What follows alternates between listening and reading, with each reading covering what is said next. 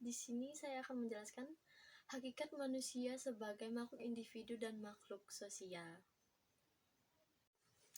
Apa sih itu makhluk individu? Manusia sebagai makhluk individu memiliki unsur jasmani dan rohani. Nah, seorang individu itu berpaduan antara faktor genotif dan faktor fenotif. Faktor genotif itu sendiri faktor yang dibawa individu sejak lahir. Individu dalam tingkat pola pikirnya memiliki 3 kemungkinan, yaitu yang pertama, menyimpang dari norma kolektif atau kehilangan individualitasnya. Yang kedua, takluk terhadap kolektif. Dan yang ketiga, mempengaruhi masyarakat. Sedangkan makhluk sosial, manusia dapat dikatakan sebagai makhluk sosial karena beberapa alasan sebagai berikut.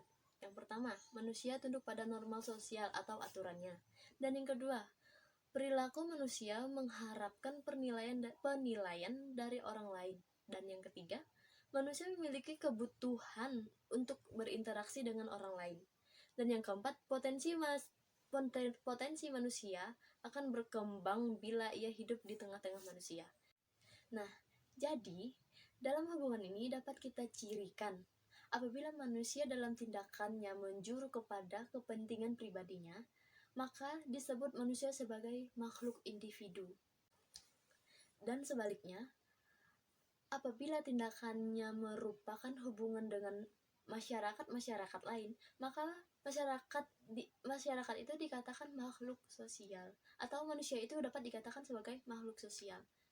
Nah, yang B di sini bagian poin kedua, yang B itu peran dan fungsi manusia sebagai makhluk individu dan makhluk sosial.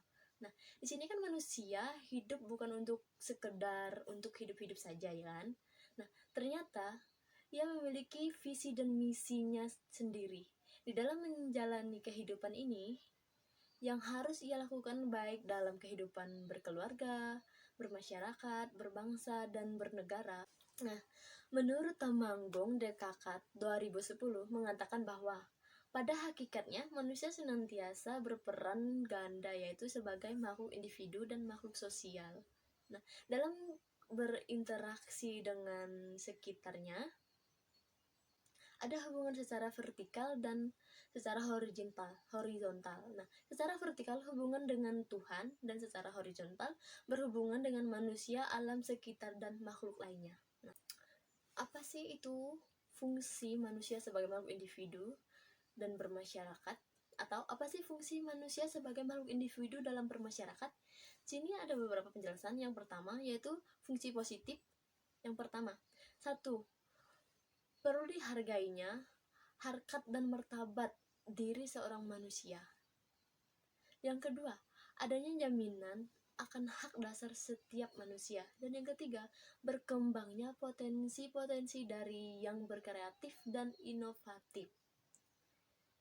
Jadi kan kita dapat menyimpulkan, nah, di situ, di setiap individu itu kita mendapatkan hak dan kewajiban kita sebagai manusia individu, dan juga kita dapat berhak mendapatkan hak dan kewajiban kita sebagai makhluk sosial. Nah, unsur negatifnya yaitu yang pertama, yang 1, unsur penemuan kepentingan diri menjadi orang atau per orang memiliki sifat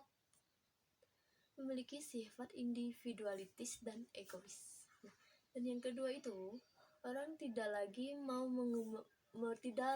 membantu atau bersimpati atau berempati terhadap orang lain karena yang dipentingkan kebutuhan dirinya sendiri.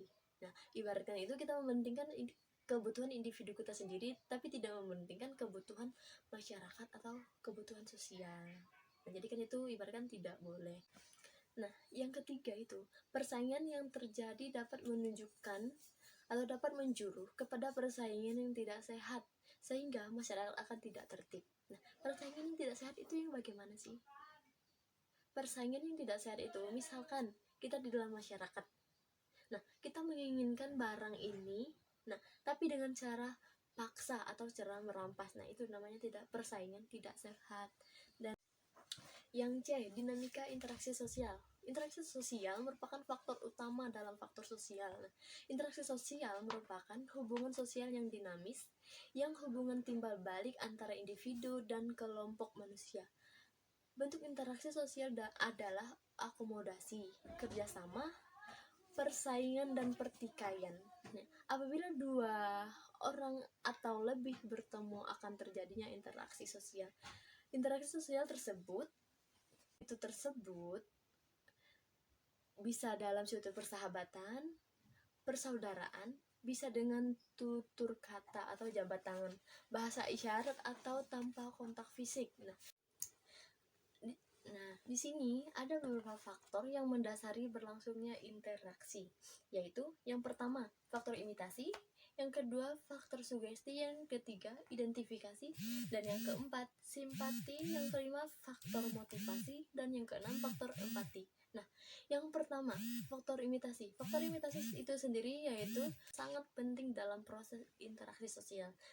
Yang kedua, faktor sugesti. Yang dimaksud sugesti di sini ialah pengaruh psikis, baik yang datang dari dirinya sendiri maupun dari orang lain. Karena ada psikologis, sugesti dibedakan antara autosugesti, yaitu sugesti terhadap diri sendiri yang datang dari diri sendiri.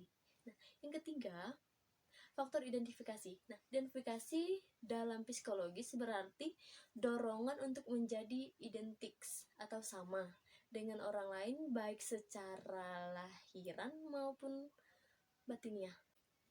Dan yang keempat, faktor motivasi.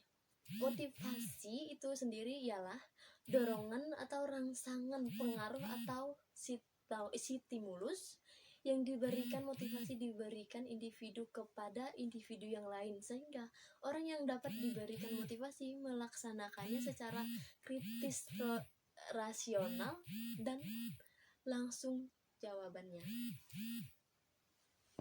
Yang keenam, faktor empati. Nah, empati itu sendiri ialah proses kejiwaan atau seorang individu untuk larut dalam perasaan orang lain, baik suka maupun duka.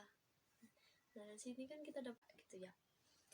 Yang D, dilema antara kepentingan individu dan kepentingan masyarakat. Apa sih itu maksudnya? Dilema antara kepentingan individu dan masyarakat. Nah, di situ kan kita sering kebingungan. Kita bingung mengutamakan yang individu atau yang masyarakat. Nah, di situ dapat kita proses persoalan pengutamaan kepentingan. Apakah individu atau masyarakat ini memunculkan dua kemungkinan yang saling bertolak belakang. Kedua pandangan ini justru berkembang menjadi paham atau aliran bahkan ideologi yang dipegang oleh satu kelompok masyarakat. Yang pertama yaitu pandangan individualisme. Nah, di sini pandangan individualisme yaitu individualisme berpangkal dari konsep dasar ontologi bahwa manusia pada hakikatnya adalah makhluk individu yang bebas. Nah, di sini bebas dalam artian positif.